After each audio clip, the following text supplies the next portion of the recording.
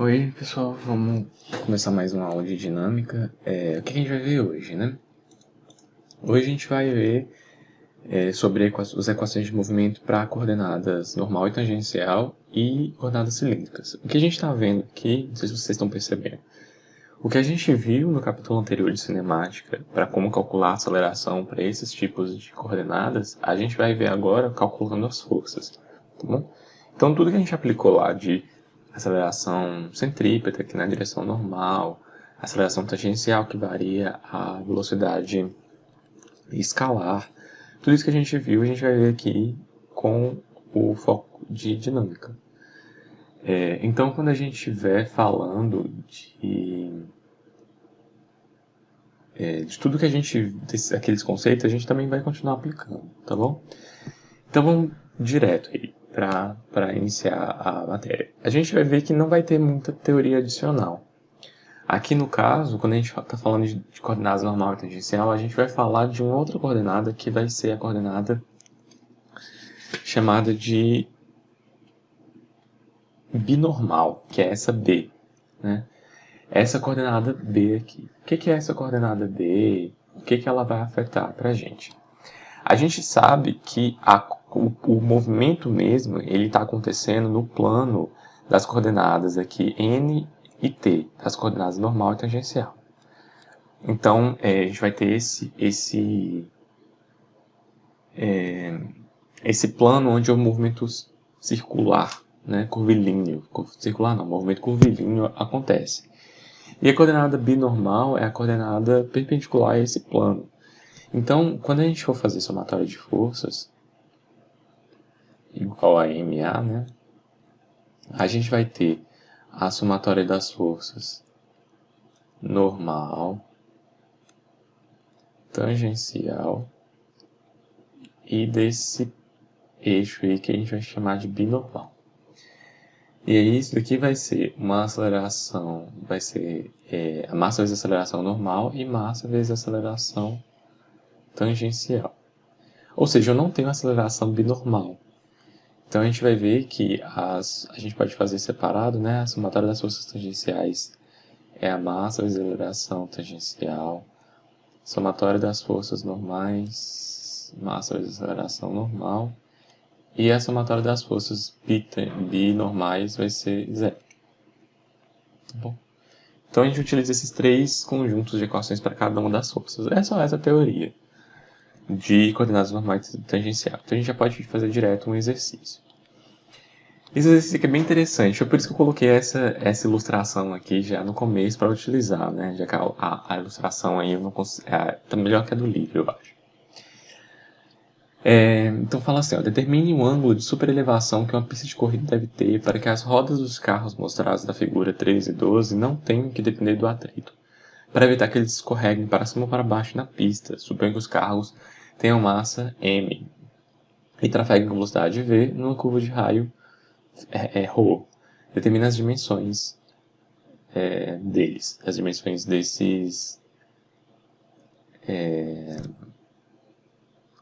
pistas, né? Ok. Certo. Eu vou pegar até essa imagem aqui para fazer as equações de movimento, né? O diagrama de corpo livre. Vamos cortar, a gente vai pegar um carro que está bem de frente para a gente, que é esse daqui, ó.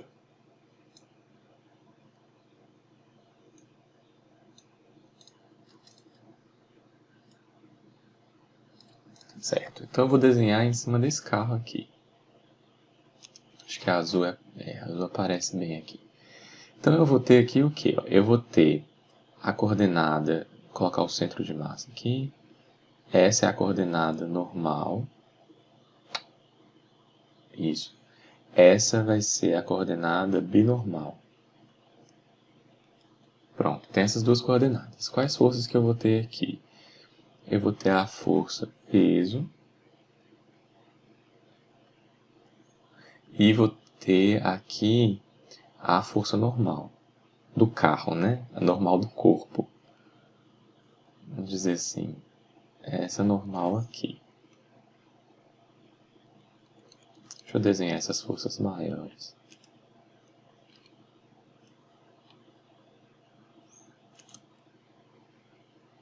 Que aí o ângulo aqui está bem pequeno.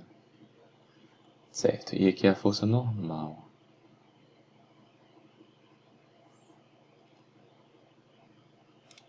Do corpo. Essa normal ela tinha que estar um pouquinho maior, né? E ela aponta para cima, né? Aqui.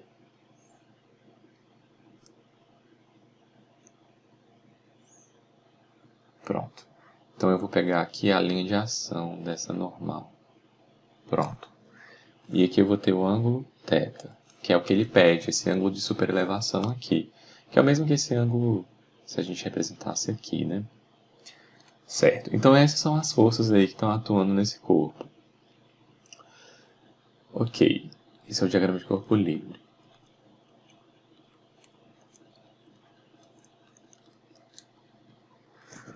Certo. E cadê a direção tangencial? A direção tangencial é essa direção que está saindo da tela, em direção ao nosso rosto, né? É essa direção. O carro, ele não vai ter aceleração tangencial, tá bom?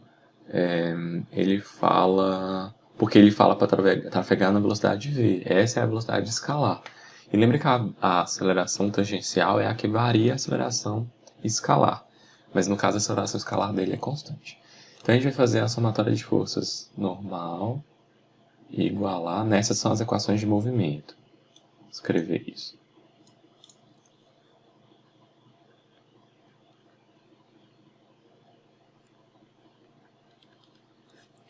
Então a gente tem a somatória de forças normal e a tangencial.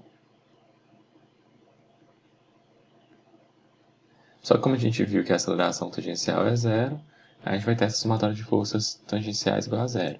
E além disso, a gente vai ter a somatória de força na direção binormal iguais a zero também. Então aqui a gente já tem duas, né? Tanto a tangencial quanto a binormal vão ser zero. Pronto. O que eu tenho na aceleração, na direção normal? Na direção normal eu vou ter a componente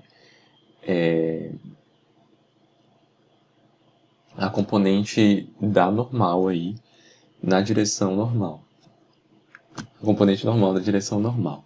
Então eu vou ter ela vai ser o seno, né? Porque é o cateto, a direção normal é essa componente aqui, ó. Se a gente representasse a componente aqui, se a gente representasse a força normal aqui, o ângulo θ está aqui, é essa componente de baixo aqui. Então, perdão, o ângulo θ está aqui. Então, é essa componente aqui. Então, é a componente do seno, né? A que está distante, é o cateto oposto. Então, vai ser N... E está apontando para a direção positiva do eixo normal, então não tem problema. Vai ser N vezes cosseno de θ. E aqui vai ser a massa do corpo vezes a aceleração normal. Essa aceleração normal vai ser a aceleração centrípeta, né? E aí vai ser a v quadrado sobre o raio de curvatura. Então pronto, a gente achou aí a nossa primeira equação. A da força tangencial. A tangencial não tem força nenhuma, não tem aceleração nenhuma, então não vai ter nada. E da binormal eu vou ter o quê? Da binormal eu vou ter a componente aí de peso para baixo, mg, e a componente vertical aí, binormal, da normal do corpo. Então eu vou ter n seno, né?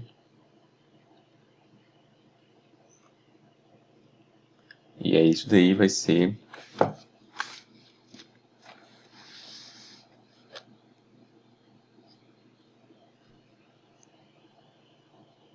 zero.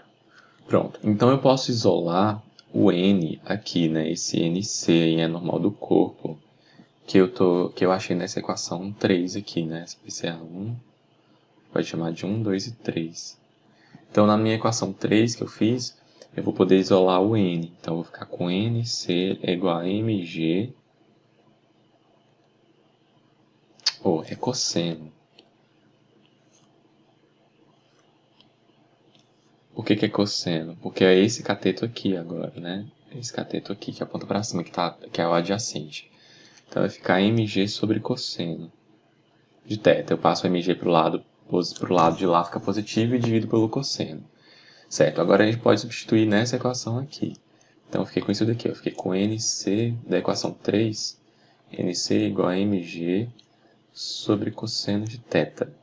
E da equação 1 eu vou ter que NC cosseno de θ é igual a mv ao quadrado sobre ρ. E aí eu posso substituir e vai ficar assim, seno. Nossa, toda hora eu tô errando, eita. A equação aqui é seno. Seno. Então eu vou ficar com isso daqui, né? Vou escrever aqui. De novo, que ficou ruim. Pronto. Então eu vou ficar como? Aí eu vou substituir mg cosseno de θ aqui, vezes seno de θ é igual a mv ao quadrado sobre ρ. E aí acontece uma coisa muito interessante. M multiplica dos dois lados da equação. E eu vou ficar com isso daqui, né? Eu vou ficar com seno de θ sobre cosseno de θ, que aí depois a gente vai ver que é tangente, né? V ao quadrado sobre ρg, que é o raio de curvatura, né? Parece com a equação lá de fluidos, mas ρg aí é a raio de curvatura vezes a gravidade. E aí eu vou ficar com tangente de θ é igual a esse V ao quadrado sobre G. E aí a gente pode achar que o θ é o arco tangente de V ao quadrado sobre G.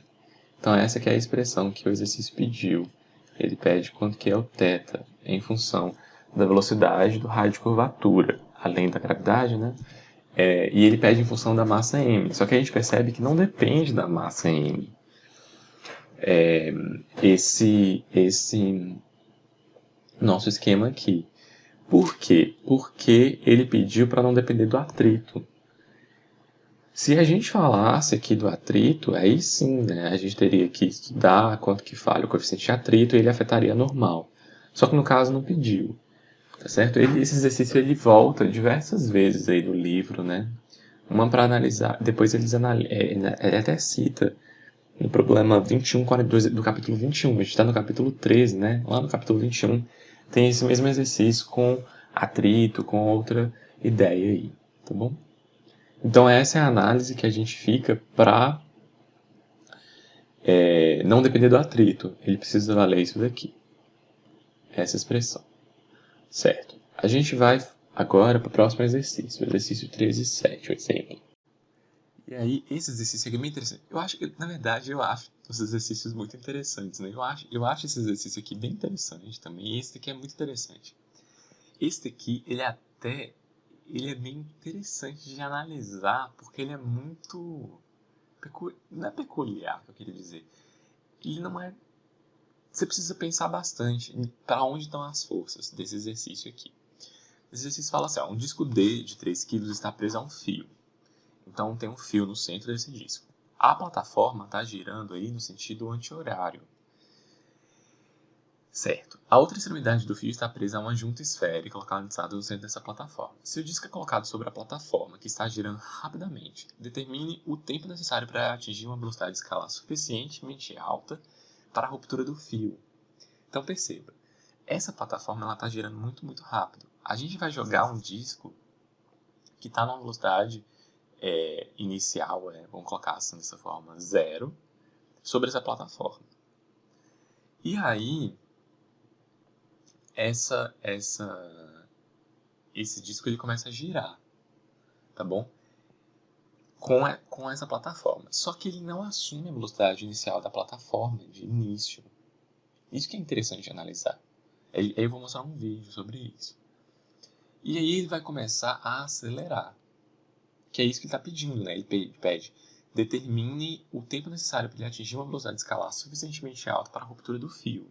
Então ele vai começar a acelerar. No caso, agora a gente vai ter uma aceleração tangencial. A tensão máxima suportada pelo fio é de 100 newtons e ele dá o coeficiente de atrito cinético, que é de 0,1. Ótimo.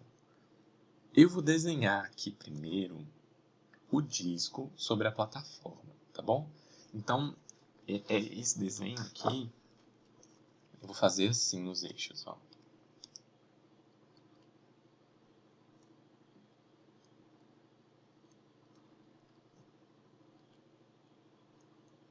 Então percebam que a plataforma estaria tipo aqui, ó.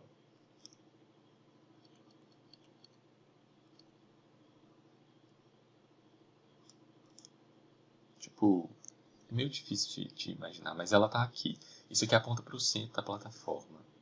Tipo assim. Tá bom? Eu sei que ficou meio feio aí, mas é isso. Então, esse daqui é o eixo normal. Esse é o eixo binormal e esse é o eixo tangencial. Certo. Agora eu vou representar as forças. As forças, elas vão ser assim, ó. Essa daqui, a força que é a força centrípeta, vai ser a força de tração. Certo. Aqui eu vou ter na direção binormal a normal do corpo. Ok. E aqui na direção tangencial, essa que é interessante a gente analisar. Eu vou ter a força de atrito. Eu vou ter a força de atrito. Agora vamos lá. O corpo, o disco, ele tá... A plataforma gira no sentido anti-horário. Por que que a força de atrito está no mesmo sentido da rotação, da velocidade do corpo? A velocidade do corpo, né, ela vai estar na direção tangencial. Por que que a força de atrito é assim? Isso não é tão óbvio. E é aí que eu quero mostrar esse vídeo. Eu tentei buscar um vídeo de algum disco assim que está girando e você coloca outro disco plano em cima desse plano, só que eu não consegui achar. Eu consegui achar esse aqui que você joga o disco que está girando, né? Um disco que ele vai começar a girar. Você coloca o disco tipo normal aí, ele vai pegar uma rotação. E aqui a gente não vai ter o primeiro estudo desse movimento desse corpo. Quando ele começa a girar, ele é bem interessante. E aí a gente só vai conseguir analisar, entender um pouco mais disso depois. Aqui agora a gente vai focar na segunda parte do vídeo, tá bom? Que é quando o disco cai. Esse barulho é insuportável. Nossa senhora, um barulho altão. Então, ó, é um disco metálico. E aí você joga um outro disco metálico assim, né? E aí esse disco ele vai começar a fazer um movimento muito interessante, né? Ele vai começar a fazer esse movimento assim, quando ele gira. Ok, a gente não tá focado nesse movimento por enquanto. Entendeu? Agora que ele vai cair. Pronto, ele caiu. É bem rápido. Mas percebam que ele cai aí meio próximo ao centro. Ele cai meio próximo ao centro. E aí, quando ele cai, ó, será que tem como diminuir a velocidade de reprodução? Tem. Quando ele cai, ó, ele começa a rodar no mesmo sentido do movimento de giro aí da plataforma. A plataforma está girando no sentido anti-horário. E aí ele começa a sair desse disco. Ele começa a sair desse disco. E é isso daí que a gente tá começando, que a gente quer, né? Que eu queria mostrar nesse vídeo. Aqui no vídeo, esse movimento, esse disco saindo da plataforma é o que a gente quer. Só que no caso a gente tem um fio que mantém esse disco preso à plataforma. Então a gente não está estudando aqui a força de atrito na direção normal, que é o que acontece, né? Que é o que mantém aquele disco girando ali. A gente só está interessado na força de atrito que faz com que o disco gire na direção tangencial. E percebam que o disco ele vai aumentando a velocidade à medida que ele começa a girar. Por isso que ele acaba saindo aí dessa plataforma. Então, agora eu quero discutir por que o disco gira, a força de atrito é no mesmo sentido. A força de atrito é justamente o que faz o disco acelerar, o que é muito engraçado, né? é o que mantém esse disco começando a girar no sentido da plataforma, de giro da plataforma. Só que o disco ele começa com uma velocidade pequena, né? E essa, no caso, 0, que ele é jogado sobre a plataforma. E ele vai pegando a velocidade. A ideia é assim, ó. O disco, a gente vai ter que lembrar um pouquinho de movimento relativo.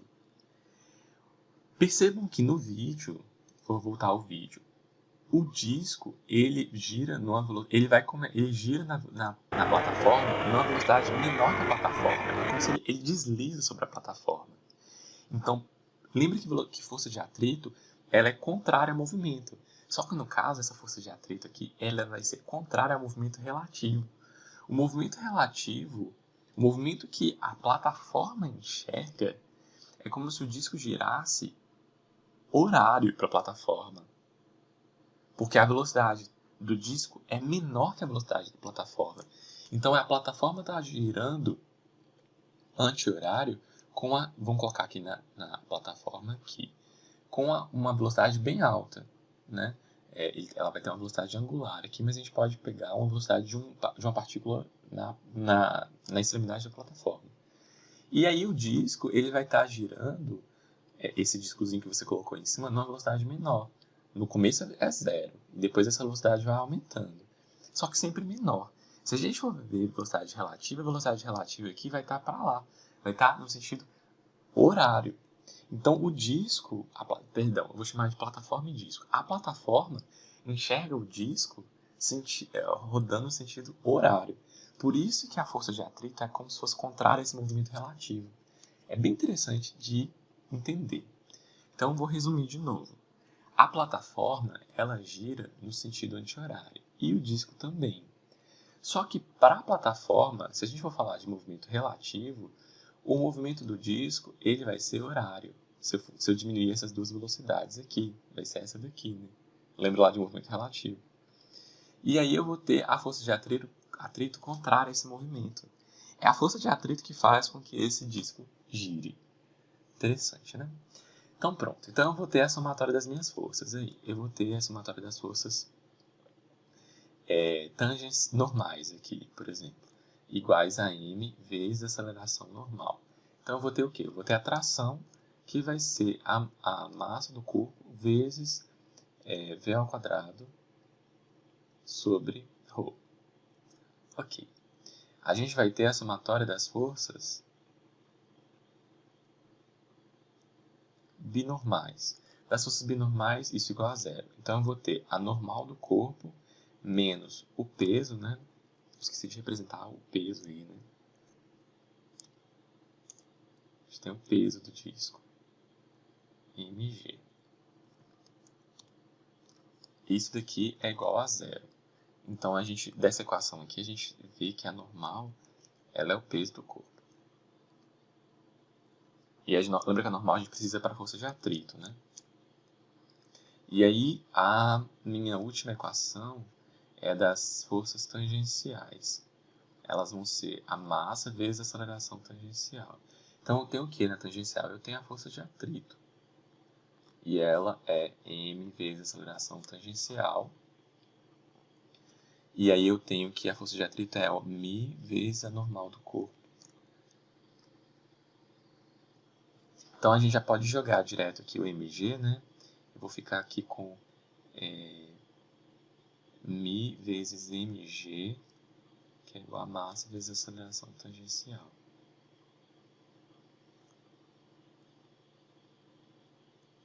Eu posso simplificar essa massa aqui, por enquanto. Vou ficar aqui, a aceleração tangencial, ela é μ vezes a gravidade. Ok.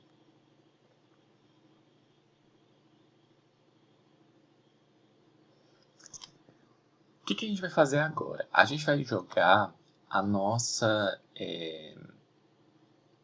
aceleração crítica, tá bom?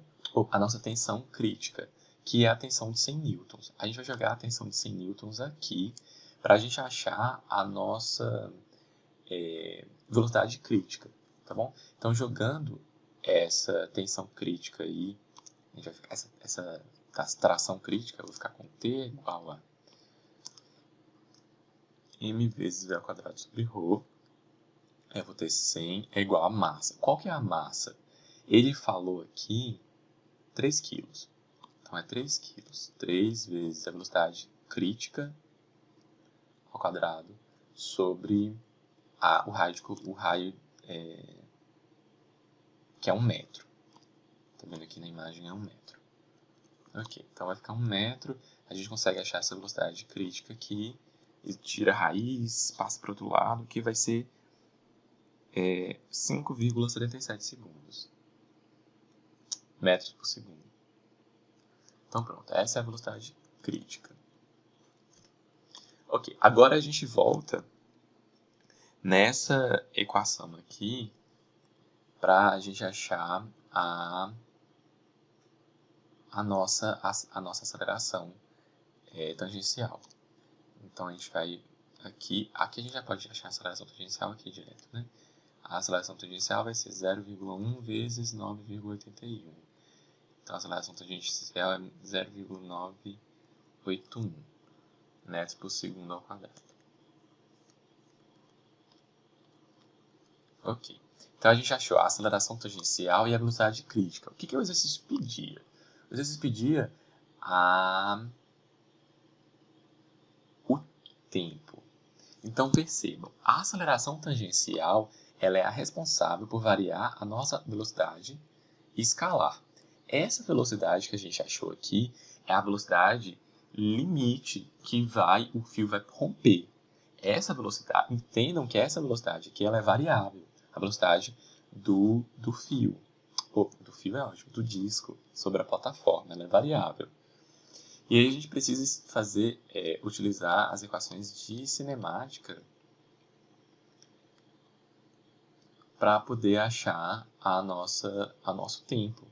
Então esse V aqui é a velocidade crítica, a velocidade inicial é 0, a aceleração foi a aceleração que a gente achou, de 0,981, e o tempo aqui é o tempo para o fio romper. Então essa aceleração aqui é a aceleração tangencial, vou colocar aqui antes disso. A aceleração tangencial vezes o tempo para romper. Então o tempo ele vai ser a velocidade crítica sobre a minha aceleração tangencial, que vai ser 5,77 sobre 0,981. Esse tempo, então, ele é de 5,89 segundos. Então, é isso daí que o exercício pedia. 5,89 segundos para o fio romper. Tentem analisar, pensar no que eu falei sobre por que essa força de atrito está direcionada